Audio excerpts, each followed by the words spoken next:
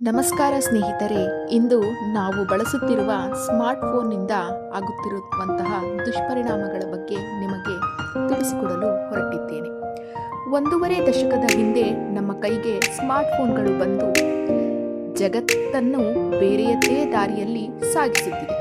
ಸ್ಮಾರ್ಟ್ಫೋನ್ನಿಂದ ಹುಟ್ಟಿಕೊಂಡ ಸಾಮಾಜಿಕ ಜಾಲತಾಣಗಳು ಸಮಾಜವನ್ನು ನಾವು ಊಹಿಸದಿರುವಂತಹ ಅಪಾಯದತ್ತ ನೂಕುತ್ತಿವೆ. ಕಣ್ಣಿಗೆ ಬಟ್ಟೆ ಕಟ್ಟಿಕೊಂಡಂತೆ ಅವನತಿಯತ್ತ ದಾಪುಗಾಲು ಇಡುತ್ತಿರುವವರಲ್ಲಿ ಎಲ್ಲಾ ವಯೋಮಾನದವರು ಇದ್ದರೂ ಹದಿಹರೆಯದ ಮಕ್ಕಳು ಬಹುಬೇಗ ಈ ಇಳಿಜಾರಿನಲ್ಲಿ ಜಾರುತ್ತಿದ್ದಾರೆ. ಶಾಲಾ ಕಾಲೇಜುಗಳಲ್ಲಿ ಒಂದಕ್ಷರ ಮಾತನಾಡದೇ ಇದ್ದರೂ ಸಾಮಾಜಿಕ ಜಾಲತಾಣಗಳಲ್ಲಿ ಹಗಲಿರುಳು ಚಾಟ್ ಮಾಡುವ ಮೂಲಕ ತಮ್ಮದೇ ಆದ ವರ್ಚುವಲ್ ಲೋಕವೊಂದನ್ನು ಕಟ್ಟಿಕೊಂಡು ಆ ಲೋಕದಲ್ಲಿ ತಮ್ಮನ್ನು ತಾವೇ ಕಳೆದುಕೊಳ್ಳುತ್ತಿದ್ದಾರೆ. ಓದುವಂತೆ ಒತ್ತಾಯಿಸುವ ತಂದೆ ತಾಯಿ ಶಿಕ್ಷಕರು ತಮ್ಮ ಬದುಕಿನ ಖಳನಾಯಕರಂತೆ ಭಾಸವಾಗುತ್ತಾ ಯಾರ ಅಡೆತಡೆಯೂ ಇಲ್ಲದೆ ಚಾಟ್ ಮಾಡುವುದರಲ್ಲೇ ತಮ್ಮೆಲ್ಲಾ ಸಮಸ್ಯೆಗಳಿಂದ ದೂರ ಓಡಲು ಪ್ರಯತ್ನಿಸುವ ಹದಿಹರೆಯದ ಮಕ್ಕಳು ಬಹಳ ಸೂಕ್ಷ್ಮ ಸನ್ನಿವೇಶದಲ್ಲಿ ಇದ್ದಾರೆ.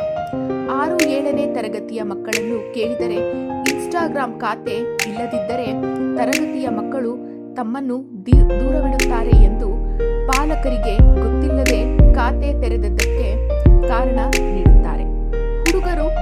ಹುಡುಗಿಯರೊಂದಿಗೆ ಚಾಟ್ ಮಾಡದಿದ್ದರೂ ಆಗಲೂ ಇದೇ ಪರಿಸ್ಥಿತಿಯನ್ನು ಎದುರಿಸಬೇಕಾಗುತ್ತದೆ.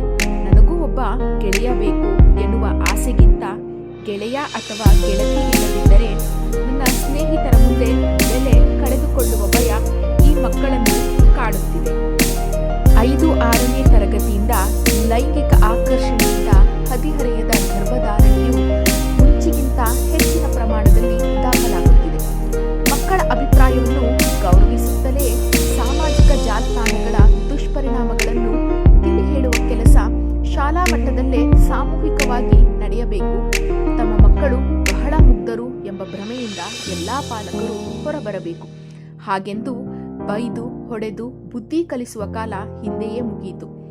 ಆಕರ್ಷಣೆಯಂತಹ ಸಂಗತಿಗಳು ಸಹಜವೆಂದು ತಿಳಿ ಹೇಳಿ ಹೊರ ಬರುವ ಮಾರ್ಗಗಳನ್ನು ನಾಜೂಕಾಗಿ ಮಕ್ಕಳಿಗೆ ತಿಳಿಪಡಿಸಬೇಕು.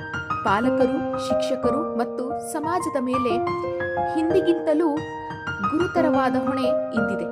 ಎಚ್ಚೆತ್ತುಕೊಳ್ಳದಿದ್ದರೆ ಸಂಭವಿಸಬಹುದಾದ ಪರಿಣಾಮ ಊಹೆಗೂ ಮೀರಿದ್ದಾಗಿರಬಹುದು.